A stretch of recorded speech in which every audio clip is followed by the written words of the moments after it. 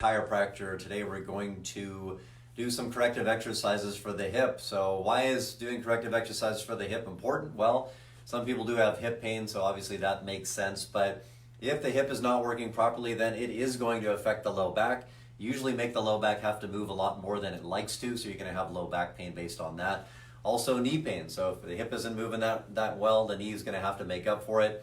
So anybody that comes in with knee pain, always look at the hip as well. Anybody with low back pain, always look at the hip as well, because usually that is not working properly and that's going to affect different things. So I'm going to show you a few different things you can do. So corrective exercises, stretches to help improve the mobility of the hip. So let's start out with the first one. So this is a piriformis stretch. Basically, this is a good stretch for the hip, good stretch for sciatica. I put the ankle over the opposite knee and I'm going to bend this back this way. I'm going to pull back. So you should feel this pull around the buttocks area. Keep your head, make sure it's not cranked up, keep it down. Get a good stretch and you're going to hold that for 30 seconds. Okay, so that's number one. So you're going to do that on both sides. The second one is the hip flexor. So it makes sense. If you stretch the hip flexor, it's going to help the hip. So the hip flexor is in the front here. So what we want to do is get in a lunge position. My left foot forward, I'm trying to stretch the right hip flexor.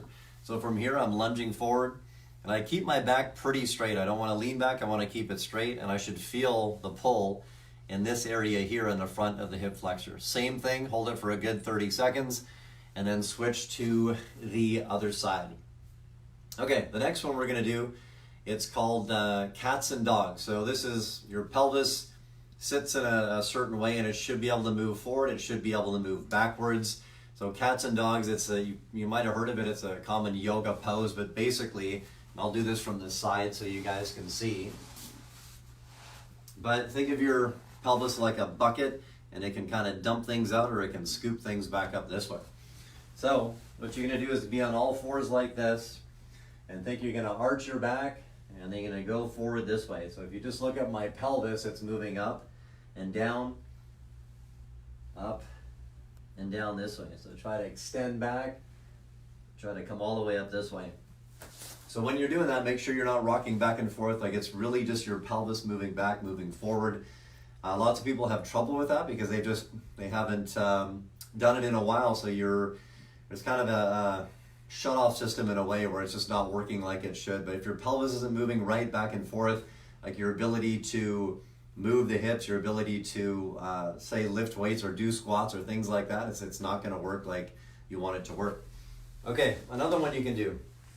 So this is for the hip internal rotators. You spread your legs wide out this way as far as you can, and then with my heels I'm pushing out like I'm trying to push out against the wall. So I keep that position and I'm just going to move. My hands are going to be in the back. I'm going to move my whole leg in and out so you can see my feet are going in. So I'm going to do 10 this way, and then I'm going to put my hands in front and do the same kind of thing, 10 this way. So you'll feel that a lot in the hips because a lot of times the internal rotators are really, really tight, and you're going to need to get a little bit more movement there. So I'll show you the last one. So after you've done those four, so the first one, piriformis stretch, the second one, hip flexor stretch, the third one, cats and dogs, and the fourth one, hip internal rotators. Once those are all loosened up, you can put that into one movement, which is the squat movement. So I like to take a mat, say, and just bend it in half so I can put my heels up on there. And what we're going to try to do is move our pelvis back into a full squat while trying to remain as upright as possible. So I put my hands out, push my hips back, and I'm going to come all the way down and push off the heels, come all the way up. Hips go back, come all the way down, come all the way back up. Okay, so you can do that at the very end of doing all those other exercises, and kind of a confirmation movement.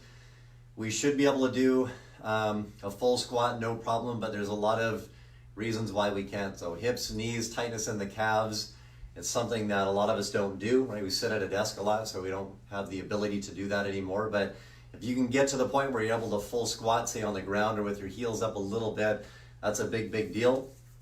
Again, Dr. Tyler Hamel, your Kingwood Chiropractor. This is all about hip corrective exercises and how to improve that.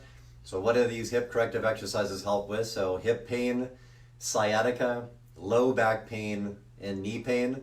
Some people who come in, they have all those three things going on at the same time.